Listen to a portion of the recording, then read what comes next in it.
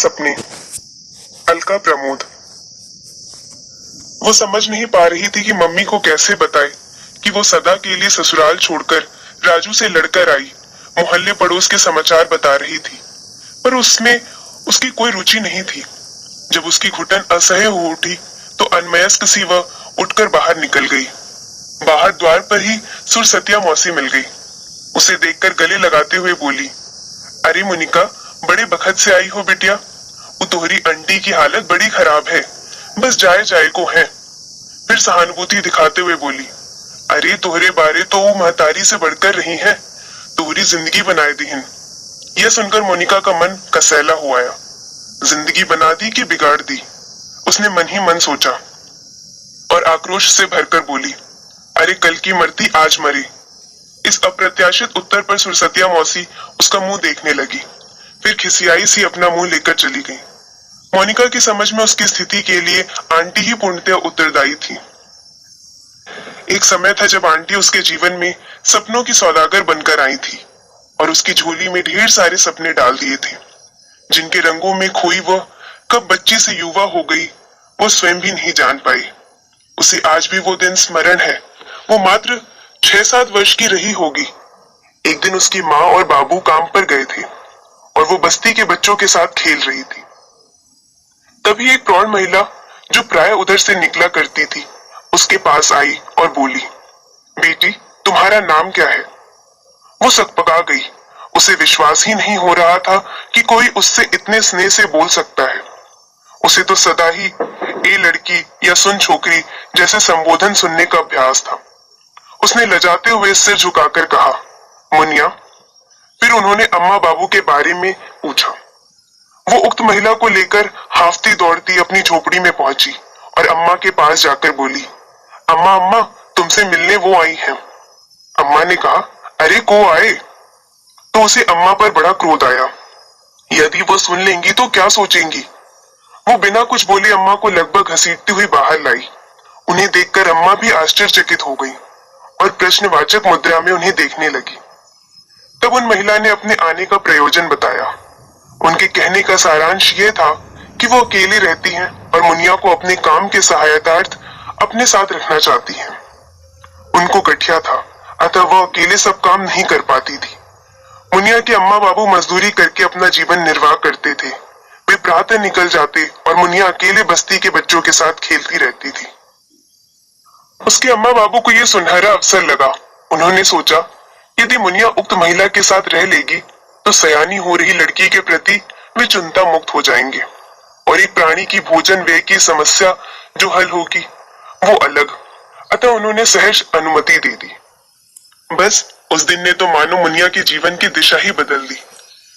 उन महिला ने इतने बच्चों में मुनिया को ही चुना, ये उसके लिए गर्व का विषय था और उसकी बाल मंडली में ईर्ष्या का। वो गर्व से सिर उठाकर अपने मित्रों को अनदेखा कर उनके साथ चल दी। पहली पहल उसने उन्हें मालकिन कहकर संबोधित किया तो उन्होंने उसे टोक दिया और कहा, तुम तो मेरी बेटी जैसी हो, अब से मुझे आंटी कहा करो। मुनिया को आंटी कहना बहुत अच्छा लगा। आंटी ने ही उसका नाम मुनिया से बदलकर मोनिका रख दिया और अम्मा बाबू को मम्मी पापा कहना सिखा दिया। अब वह गुड्डी कलुआ बिटिया जैसे अपने मित्रों को हे दृष्टि से देखती और गर्व से अपना नाम मोनिका बताती। जब से उसने आंटी का सुसज्जित घर देखा था उसे अपनी झोपड़ी के अभावों का अनुभव होने लगा था। उसे आंटी ने पूरी छूट दे रखी थी। जब वो उनके फोम के सोफे पर बैठती तो उसे माँ की गोद से भी अधिक आनंद आता। गर्मी में काई लगे घड़े के स्थान पर शुभ्र चमकते फ्रिज से बोतल निकालकर ठंडा पानी पीना उसे तृप्त कर देता था। इस पर सोने पर सुहागा था टीवी, जिसके जादुई संसार को छोड़ने का तो उसका मन ही नहीं करता। इसी आकर्षण में आंटी के सभी कार्य, झाड़ू लगाना, पानी भरना, बाजार से छोटा मोटा सामान लाना आदि पूर्ण निष्ठा, लगन और तत्परता से करती। शनय शनय वो उनकी प्रिय बनती जा रही थी। वो उनकी पूर्ण सेवा करती, कभी पैर दबाती तो कभी सिर, और वो उसे अपने जीवन के अनुभव सुनाती। आंटी की पढ़ने लिखने में विशेष रुचि थी, अतः उनके घर पर अनेक पत्र पत्रिकाएं रखी रहती थी। मोनिका को रंग बिरंगे चित्रों वाली पुस्तकें बहुत आकर्षित करती थी और वो प्राय उनके पन्ने पलटा करती। ऐसे ही एक दिन वो पत्रिका के पन्ने पलट रही थी तो आंटी ने पूछा, तुम पढ़ना सीखोगी? मोनिका के लिए अकल्पनीय था कि वो पढ़ भी सकती है। उसने चमत्कृत होकर पूछा, क्या मैं पढ़ पाऊंगी? उसकी वाणी में चांद पाने की ललक थी तो नेत्रों में संशय। उसके संशय को दूर करते हुए आंटी ने स्नेहिल स्वर में कहा, क्यों नहीं, मैं तेरा नाम स्कूल में लिखवा दूंगी और मैं स्वयं तुझे पढ़ना सिखाऊंगी। शायद मोनिका की सेवा ने उनके मन में उसका जीवन संवारने की प्रेरणा दी थी। यह दीर्घ काल तक उसे बांधे रखने की लालसा ने इस आकांक्षा को जन्म दिया था। मोनिका के मम्मी पापा को उसे पढ़ाने में विशेष रुचि नहीं थी, पर आंटी के आदेश को वे टाल नहीं पाए और आंटी के प्रयासों से वो स्कूल जाने लगी। प्रातःकाल वो आंटी के कार्य करके स्कूल जाती, फिर लौटकर उन्हीं के घर जाती। जब वो कार्य निवृत्त होती तो आंटी उसे पढ़ाती भी थी। मोनिका को पढ़ना इतना अच्छा लगने लगा कि वो सारे कार्य फुर्ती से करके पढ़ने का समय निकाल ही लेती। आंटी के साथ रहकर उसे स्वच्छता का महत्व भी समझ में आने लगा था। अब वह नित्य नहाकर सलीके से विद्यालय जाती और आंटी के आगे पीछे लगी रहती। ईश्वर ने उसे रंग रूप भी उदारता से दिया था, अतः स्वच्छ कपड़ों और संवरे हुए केशों में उसे देखकर कोई भी उसे आंटी की बेटी समझ लेता था। अब मोनिका भी स्वयं को बस्ती के बच्चों से श्रेष्ठ समझने लगी थी। अब उसके सपनों के रंग बस्ती के बच्चों के सपनों के रंगों से मेल नहीं खाते थे। आंटी एक सेवानिवृत्त प्रधानाध्यापिका थी और मोनिका का आदर्श, अतः मोनिका भी भविष्य में अध्यापिका बनना चाहती थी। समय के साथ साथ मोनिका की आकांक्षाएं और रुचियां भी सोपान चढ़ने लगी, पर अब उसकी मम्मी रामरती को उसका रहन सहन और पढ़ाई के प्रति रुझान अखरने लगा था। जब तक छोटी थी ठीक था, पर अब वह उसके घर के कार्यों में सहायता और छोटे भाई बहनों के पालन पोषण की अपेक्षा करने लगी। अतः उसका दिन भर आंटी के घर रहना उसे खटकने लगा। उसकी पढ़ाई का व्यय उसे व्यसन लगता। वह प्राय अपने पति सोमेश्वर से कहती कि मोनिका को रोके। एक दिन उन्हें अपना गुबार निकालने का अवसर हाथ लग ही गया। पास में कार्तिक का मेला लगा था। मोनिका ने पापा से पैसे मांगे, पर वो मेला नहीं गई और 2 रुपए का शैम्पू का सैशे खरीद लाई। रामरती को यह लक्षण अच्छा नहीं लगा। यदि वो 2 रुपए का रिबन बिंदी कुछ खरीदती तो बात समझ में आती थी, पर मात्र एक बार केस धोने हेतु 2 रुपए का व्यय रामरती के गले न उतरा। उसे ये अमीरों के चोचले लगे। रामरती ने उसे आड़े हाथों लिया। मोनिका को अपना अपराध समझ न आया, अतः उसने भी बहस करने में कोई कसर नहीं छोड़ी। बात छोटी सी थी, पर रामरती को खतरे की घंटी का आभास हो गया था। इससे पूर्व की मोनिका के दिमाग 7वें आसमान पर चढ़े, उसे रोकना होगा। अतः वो अपने पति सोमेश्वर को दिन रात मोनिका का ब्याह करने के लिए टोकने लगी। मोनिका 16वें वर्ष में प्रवेश कर चुकी थी। इस समय में तो सभी आकाश में उड़ते हैं, फिर वो तो बस्ती की अघोषित रूप रानी थी। कितने ही बस्ती के युवा उससे विवाह करने को ललायित थे। मोनिका तो एक अन्य संसार में ही विचरण करती थी। एक दिन वो आकाश से पर कटे पक्षी के समान धरती पर आ गिरी। रामरती और सोमेश्वर ने उसका विवाह बस्ती के ही युवा राजू से निश्चित कर दिया। इस अप्रत्याशित समाचार को सुनकर मोनिका तड़प उठी। उसने भरसक विरोध किया, पर ताड़ सी लंबी हो रही बेटी को घर बैठाकर उसके मम्मी पापा को नाक थोड़ी ही कटानी थी। सदा शांत रहने वाली सुशिक्षित बेटी का यह रूप उन्हें रास नहीं आया। बहुत मनमानी सहली। इससे पहले कि बेटी हाथ से निकले, उन्होंने उसे कैद करने में भी भलाई समझी। मोनिका छटपटा रही थी।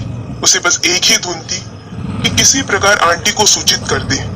उसे पूरा विश्वास था कि आंटी सब संभाल लेंगी।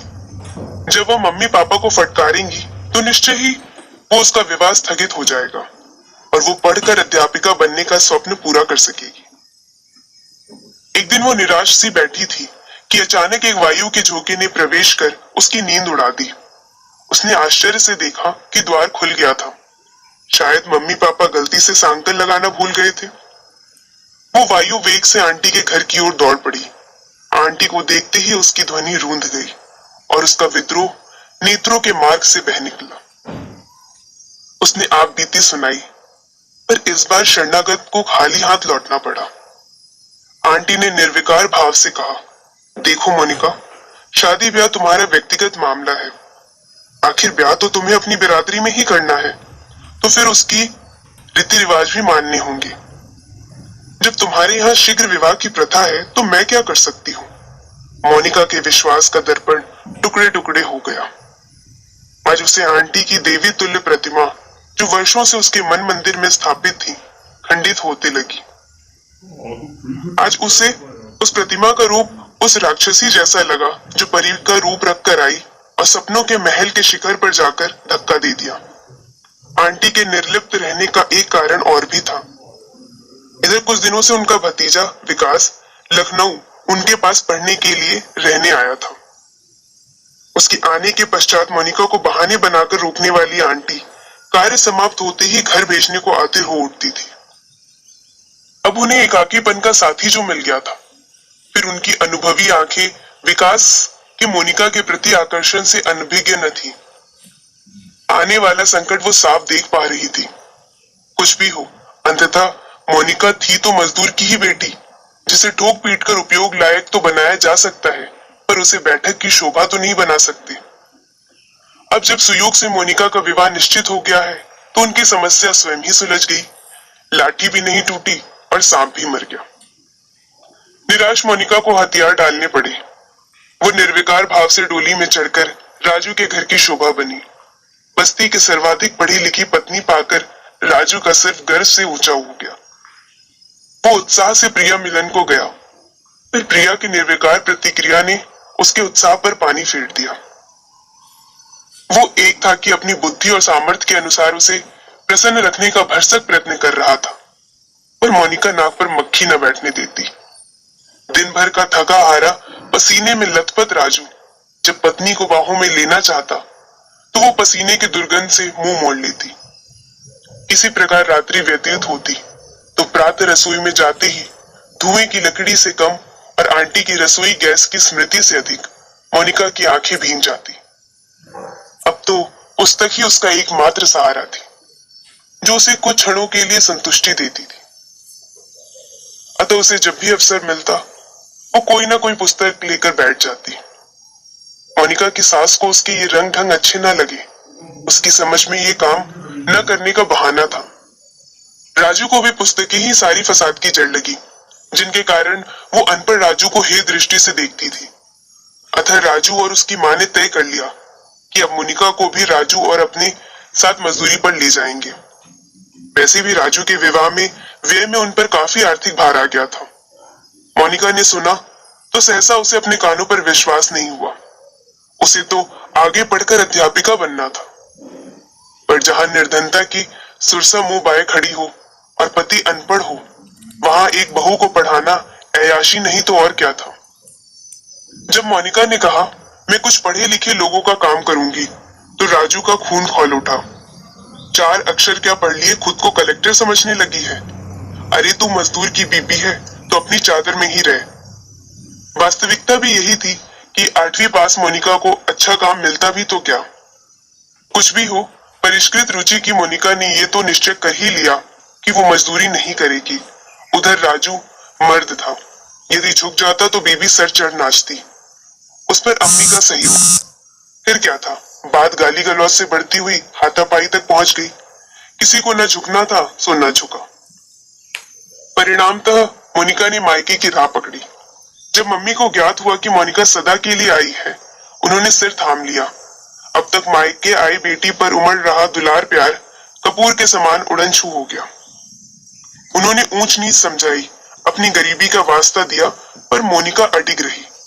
हार कर उन्होंने जबरन ससुराल भेजने की धमकी दे डाली और साफ कह दिया, देख मोनिका, अब वही तोहरा घर है। हम गरीबों के यहाँ मजदूरी करके ही गुजर बसर होता है। वो आंटी की लगाई आग भूल जा और अपनी औकात में रह। यह सुनकर अंतिम आशा की किरण भी लुप्त हो गई और मोनिका की नींद उड़ गई। आज मोनिका त्रिशंकु के समान हो गई है। वो न तो राजू के साथ रहकर मजदूरी करने के लिए स्वयं को तैयार कर पा रही है, न ही इस योग बन पाई है कि स्वयं कुछ बन पाए। उससे अच्छी तो बस्ती की गुड़िया रम्या रीता है, जिनका आकाश उनके घर संसार तक सीमित है। वो उसी में संतुष्ट और सुखी है। काश उसके सपने न जगे होते, कम से कम राजू की बीबी तो बन पाई होती। कहानी समाप्त।